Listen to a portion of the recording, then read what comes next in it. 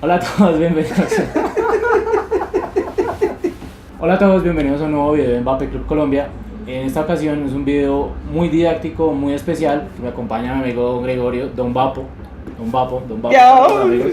Hola a todos. Ya todos lo deben conocer, súper conocido acá en el mundo de vapeo en Colombia y en otros países ya también está ganando su fama.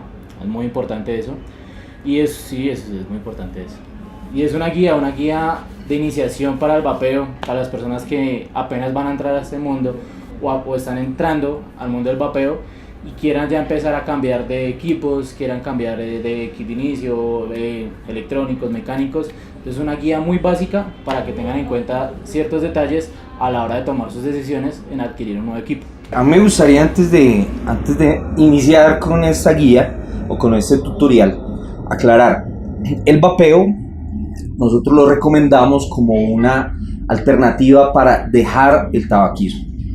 El que quiera vapear y nunca haya fumado es su decisión, siempre y cuando sea mayor de edad, pero nosotros lo recomendamos como una alternativa para alejarse del tabaco, que no es 100% inocua, pero tiene un porcentaje muchísimo más bajo en cuanto a los daños, por eso es, digamos, como un método de reducción de daños, que no es mayor a uno comerse, qué sé yo, una hamburguesa con papas cada 8 días, o estar en la capital, por ejemplo, aquí en Bogotá o en Medellín, y estar respirando el aire que hay en el ambiente. Sí.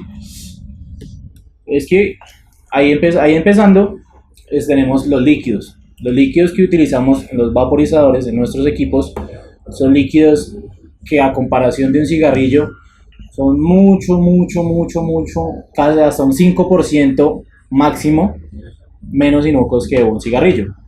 Los tenemos en diferentes presentaciones. Hay 30 mililitros, 60 mililitros, 120 mililitros, los más comerciales, los que más se encuentran en el mercado. También hay de 10 mililitros, hay de 200, de 500 mililitros se pueden encontrar. Y estos líquidos simplemente se componen de 4 aspectos, de 4 ingredientes principales, que es la glicerina vegetal, el propilenglicol, aromatizantes, saborizantes para los líquidos, y la nicotina, que es opcional, porque también se encuentran líquidos en cero de nicotina, que es el objetivo principal del vapeo, darle la reducción a la nicotina a lo mínimo. Ya cuando ya la adicción a la nicotina, que es la herramienta con la que buscamos tomar con el vapeo para dejar el cigarrillo, sea un segundo plano. ¿Qué opinas tú acerca de los líquidos?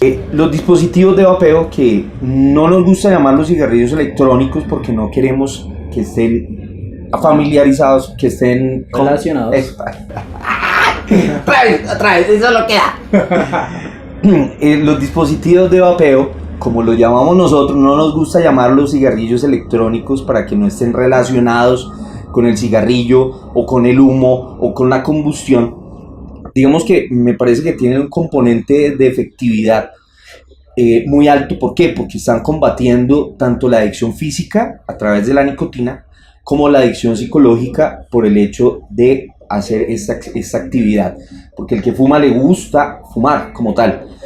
Entonces esto, digamos, que tiene muy parecido en ese sentido, digamos, de la manera de utilizarlos, pero no en sus componentes ni en nada. O sea, aquí lo único que tenemos como en común entre un dispositivo de vapeo y un cigarrillo analógico, como le llamamos al cigarrillo de combustión, es la nicotina, pero la nicotina es opcional y la nicotina no es la cancerígena como si los otros miles de sustancias que tiene el tabaco.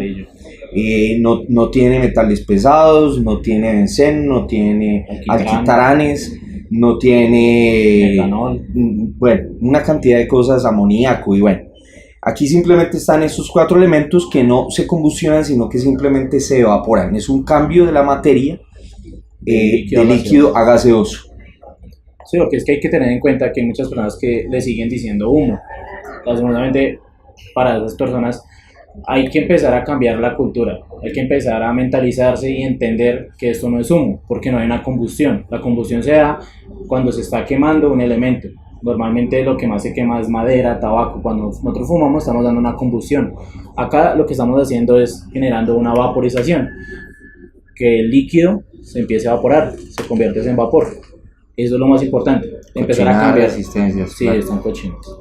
Empezar a cambiar esa cultura mental que tenemos.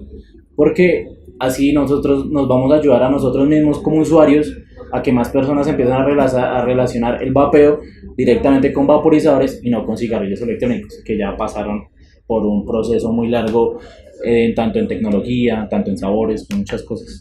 Sí, esto no tiene nada parecido a un cigarrillo, o sea, nada es parecido. Ni siquiera los kits de inicio, ya se parecen hoy en día a un cigarrillo analógico. Y pues esa es la idea, que tengan presente cómo son los vaporizadores hoy en día.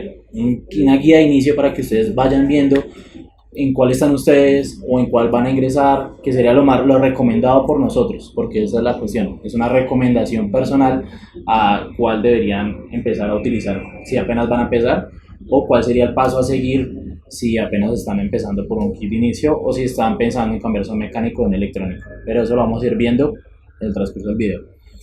Entonces empezamos con kit de inicio, Okay. ¿vale? ¿Se usaría aclarar o bueno, yo lo ponemos? Kit de inicio. Todos los kits de inicio son dispositivos electrónicos que tienen sus protecciones de seguridad contra tiempo de pulsación. Después de unos 8 o 10 segundos se corta la potencia de la batería para la parte de arriba, que es el claromizador. En este caso, digamos, en esencia es una batería, que es la parte de abajo, que le envía potencia a una resistencia.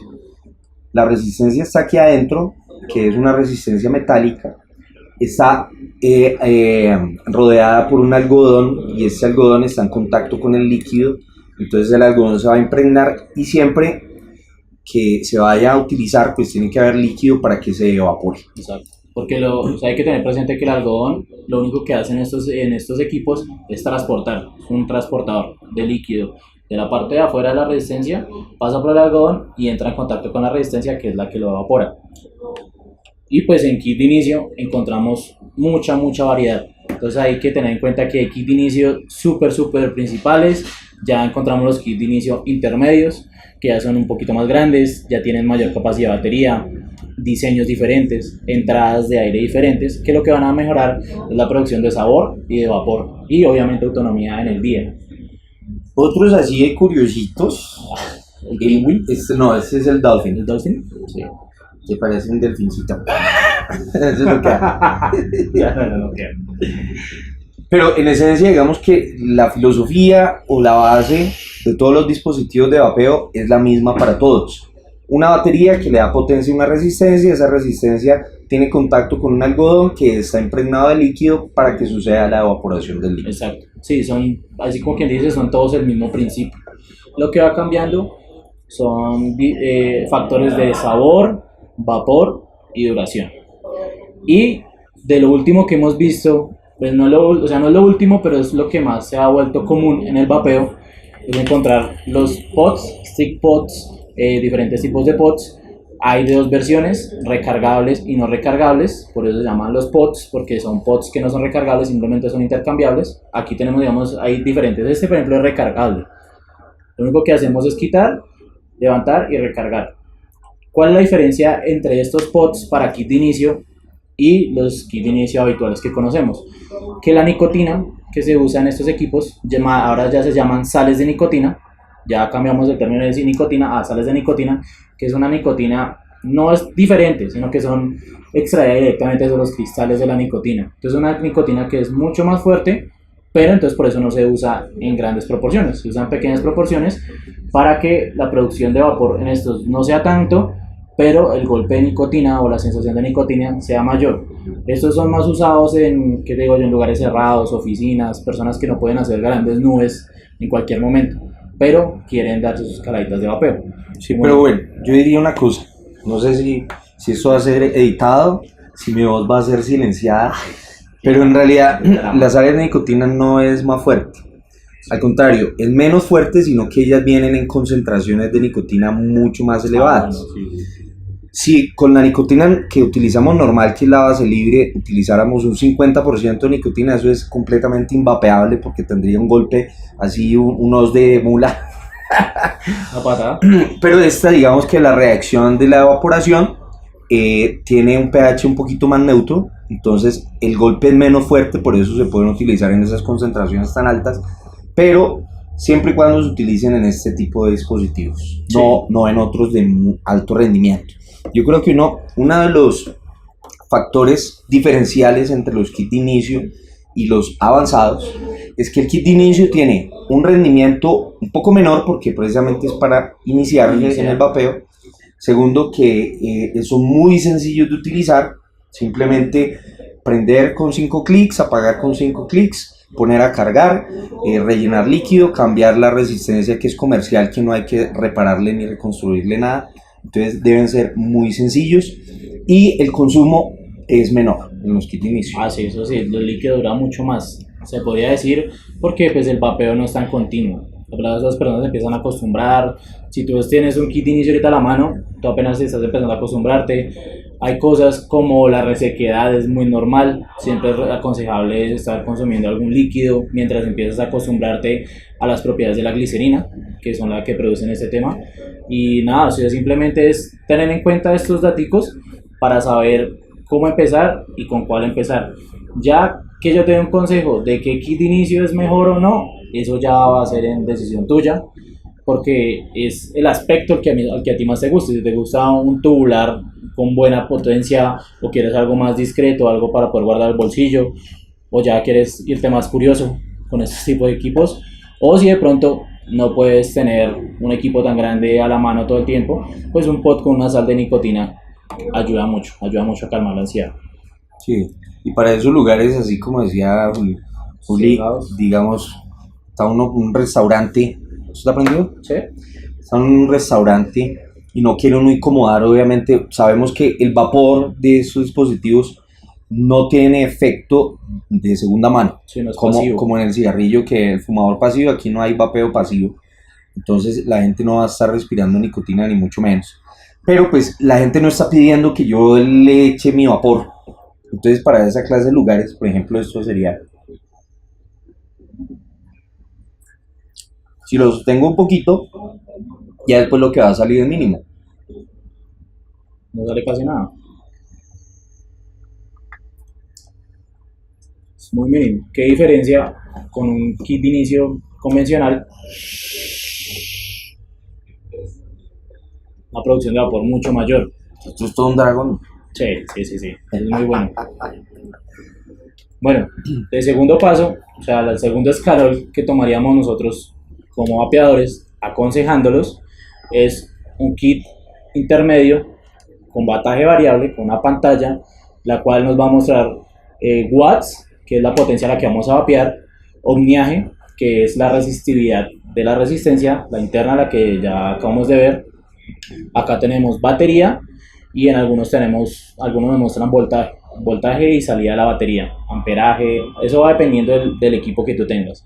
Este es un equipo muy sencillo, una sola batería externa, que aquí es donde empezamos a ver las diferencias entre electrónico de una batería y kit de inicio. Los kits de inicio, la batería es todo esto, pero es una batería interna, una batería no intercambiable, que para bien o para mal, si se llega a dañar, pues es muy difícil volver a retomar una batería de este tipo. Acá, pues si la batería se te daña, simplemente la sacas, la intercambias. O, en su caso, mantener más de 2 o 3 baterías al día para darle uso continuo a estos equipos. O como gente exagerada que carga 16 baterías. 16, por ahí hizo casos de 42 baterías, pues es respetable pero interesante. Acá lo único que vamos a lograr es generar o más o menos vapor con el control de voltaje. ¿Vale? Entonces, entre más voltaje, va a haber más vapor y va a haber más producción de sabor. ¿Cuál es la diferencia? Pues que no todas las resistencias están hechas para cierta cantidad de voltajes.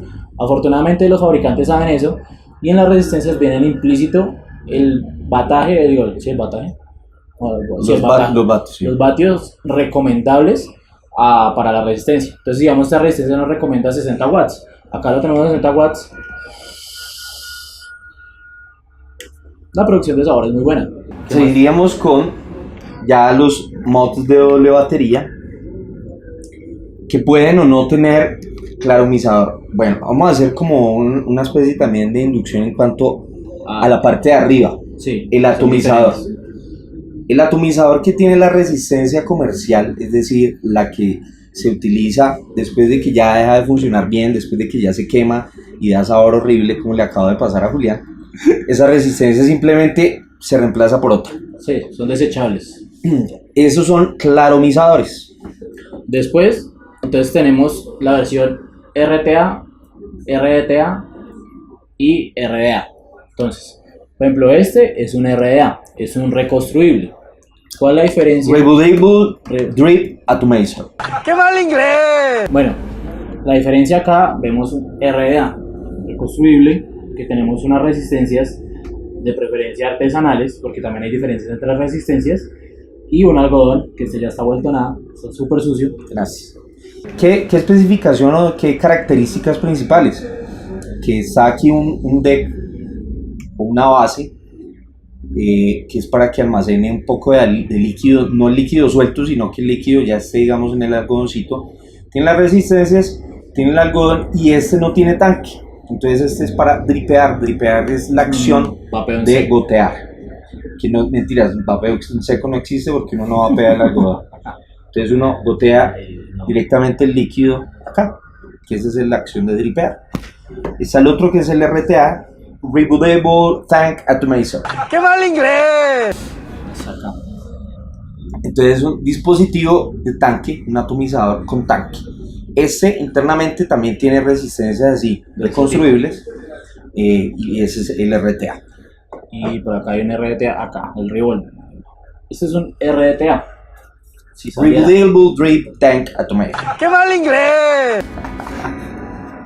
Bueno, y aquí la diferencia simplemente es que trae el tanque en la parte inferior. Entonces acá esa parte dejas el algodón un poquito más largo de lo acostumbrado en un RDA, y el líquido que saca simplemente al movimiento va a drenar por el algodón. Sí. O sea, son las diferencias básicas entre cada tanque. Que este sería como una mezcla entre el RTA y el RDA, que sería como el efecto de dripear porque está ahí cerca las resistencias a la boquilla, pero en vez de dripearlo, entonces con el movimiento el liquidito impregna el algodón y hace su hace la adecuado drenado.